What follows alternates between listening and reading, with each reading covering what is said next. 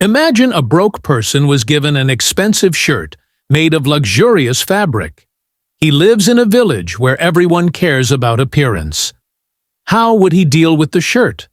Of course, he will make sure it's clean, tidy, and ironed. Whenever it gets dirty, he washes it, irons it, and puts in effort to make sure it's always clean, to maintain a high status among people. And that's pretty normal.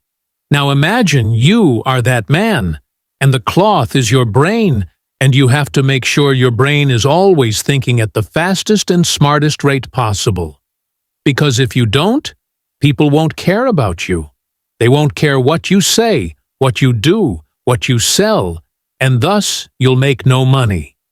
Just as you protect the shirt to maintain your appearance, you must nurture your brain to stay sharp, relevant, and valuable in any situation. See, when most people want to get smart, they approach it by watching self-improvement videos on YouTube, listening to audiobooks on Audible, or reading multiple non-fiction books such as The 48 Laws of Power, and so on. Not to say that these books aren't effective, but the problem is that every one of them says different things, which makes the reader fed up. For example, when we go into productivity, we have two major books, Atomic Habits by James Clear and Feel Good Productivity by Ali Abdaal.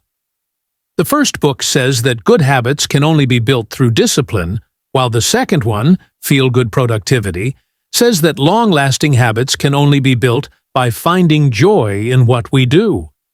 This disagreement between the two authors leaves us in a clutter as readers. Similarly, when we go into finance, one expert preaches that SMMA is the best business model for beginners, and another is saying, no, dropshipping is the best. At the end of the day, we feel like we've just wasted the most valuable resource given to us, time, and it sucks. All right, what if we replace those books with the Quran? It's pretty abnormal, right? The first books are called non-fiction, and they were written by mere human beings like us to enrich themselves. The second is a divine book sent to us by our Creator, the one who loves us, who knows us more than we know ourselves, and the one who doesn't need anything from us. But how did the first books become more acceptable for most people?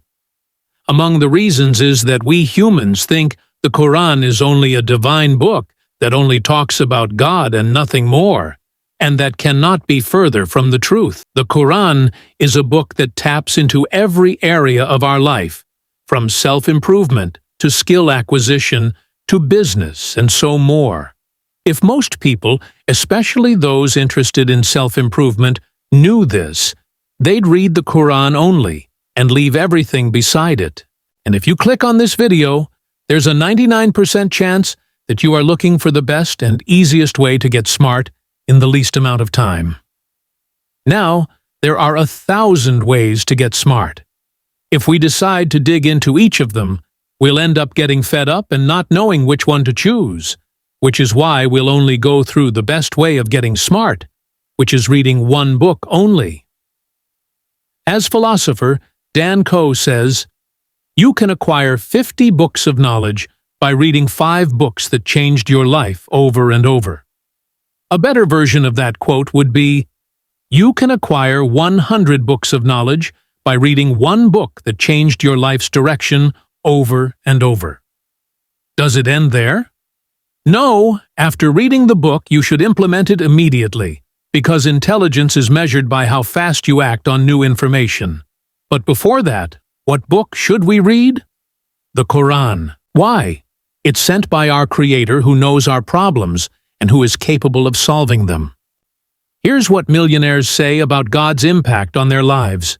Do you believe in God? I more than believe in God. I trust God. How important has faith been for you throughout your career? It's the most important thing in my life. Every success principle that I learned, the very first thing that I do is I go back and look at Scripture. Every success principle that I learned, the very first thing that I do is I go back and look at Scripture and see if it lines up. If it does, I'll follow it. If it doesn't, I ditch it. You got amazing advice. Thank you so much for your time. I really appreciate that. So Good to meet you, young man. And after these millionaires have shown how faith in Allah has helped them in their personal and financial life, and how it helped them get smarter. The Quran came to do the same thing.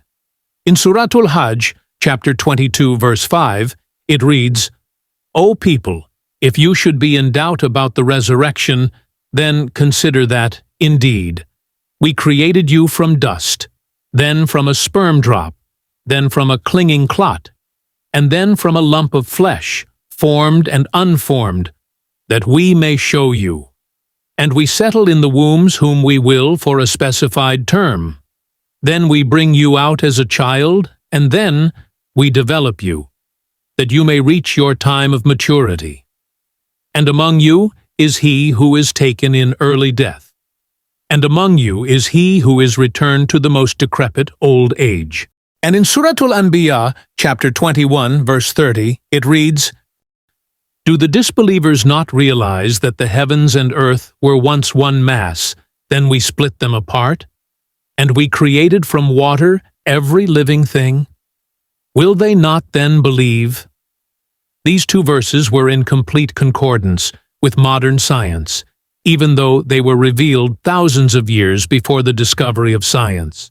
Can you now see the Quran is not just a mere book? Similarly, when we go into finance, in Suratul Baqarah, chapter 2, verse 275, it reads, "Allah has permitted trade and has forbidden interest, that is, debt with interest. You've surely come upon one of those financial advice videos that warns against debt." If you want to get out of debt, you got to get sick and tired of being sick and tired. You got to decide, I'm not playing the normal person's game anymore. Les Brown, the great motivator, says people change their lives when they finally say, I've had it! Enough! I'm not doing this anymore. That's when you'll change your life, and not until. And in Suratul Isra, chapter 17, verse 26, Allah warns us of the danger of wasting money. He said, "And do not spend wastefully." For context, one of the world's richest men, Warren Buffett, still lives in a house he bought a decade ago for $31,000, though he is a multi-billionaire. Can you see that the Quran is not just a spiritual book? Let's move on to skill acquisition. This well-known social media influencer said the most valuable skill to learn is writing. And if we look at the first verse revealed in the Quran, it reads, "Read in the name of your Lord who created." The last verse says, "O you who have believed, when you contract a debt for a specified term, write it down."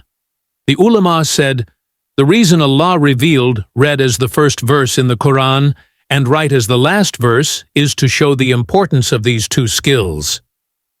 Can you see the Quran can make you smart? Let's move on to self-improvement.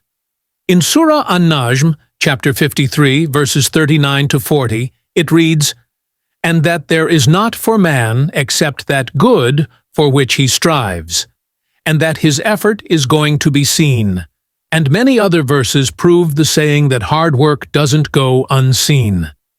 And in Surat Ali Imran, chapter 3, verse 139 reads, "Do not weaken and do not grieve, that is, do not sadden." And many neuroscientists like Dr. Huberman, which you probably know on social media, over the last decade have talked about the importance of being happy for the things we take for granted in life, and that being grateful and positive-minded will bring more positivity into our lives. Can you see the Quran also helps with mental health? And finally, let's move on to communication.